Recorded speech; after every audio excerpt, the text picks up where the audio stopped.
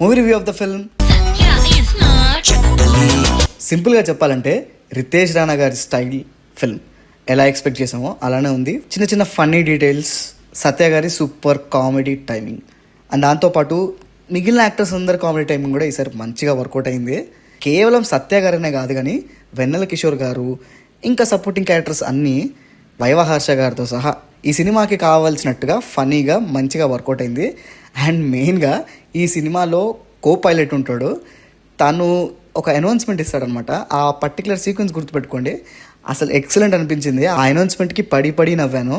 సరే, ఇంకా సినిమా గురించి డీటెయిల్గా మాట్లాడుకుంటే మెయిన్గా రితేష్ రాణా గారండి, ఆయన సిగ్నేచర్ స్టైల్ని మిస్ అవ్వకుండా టూ మచ్ ఓవర్లోడెడ్ జోక్స్ లాగా కాకుండా కొంచెం మత్తు వదలరా 2 లాగా తీశారు.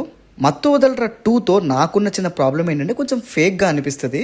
మత్తు వదలరా 1 న్యాచురల్గా అనిపిస్తుంది, అంటే లొకేషన్స్లో షూట్ చేసిన విధానం కావచ్చు.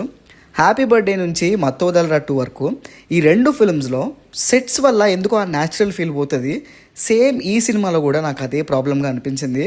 ఫ్లైట్ బయట సీజే వర్క్ అంతా బాగుంది కానీ లోపల ఆ సెటప్ అంతా ఎందుకో ఆర్టిఫిషియల్గా అనిపించింది, కొంచెం ఫీల్ పోయింది.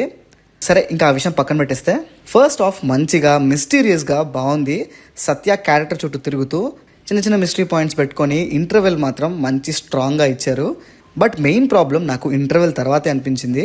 జోక్స్ అంతగా వర్కౌట్ అవ్వలేదు సెకండ్ హాఫ్లో అక్కడక్కడ వచ్చే కొన్ని జోక్స్ కూడా అంతగా వర్కౌట్ అయినట్టుగా అనిపించలేదు. బట్ ఫస్ట్ హాఫ్ మాత్రం మస్తుగా ఎంజాయ్ చేసిన. ఇంకా సత్య గారి గురించి మాట్లాడుకుంటే టైమింగ్ కానీ ఎక్స్ప్రెషన్స్, బాడీ లాంగ్వేజ్ అంత న్యాచురల్గా. ఆనెస్ట్లీ కొన్ని సీన్స్లో అయితే సత్య గారి ప్రెజెన్స్కే నవ్వొచ్చింది. టెక్నికల్ సైడ్గా చూసుకుంటే ఇందాక చెప్పినట్టుగా సీజే అల్టిమేట్గా ఉంది, సినిమాటోగ్రఫీ కూడా మంచిగా ఉంది. ఆ సెట్స్ ఒకటే కొంచెం ఆర్టిఫిషియల్గా అనిపించినాయి. ఎడిటింగ్ క్రిస్ప్గా ఉంది. సినిమా లెంత్ కూడా చాలా తక్కువగానే అనిపించింది, తొందరగానే అయిపోయిన ఫీలింగ్ వచ్చింది. ఎక్కడ ల్యాగ్ కానీ బోర్ కానీ ఏదీ లేదు. అండ్ రితేష్ రాణా గారి మార్క్ డీటెయిలింగ్ అయితే ఎక్కడా మిస్ అవ్వలేదు.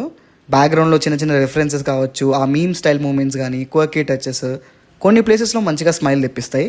ఇంకా ఓవరాల్గా చూస్తే జెట్లీ ఒక decent, stylish, funny, entertaining film Ritesh Rana గారి స్టైల్లో.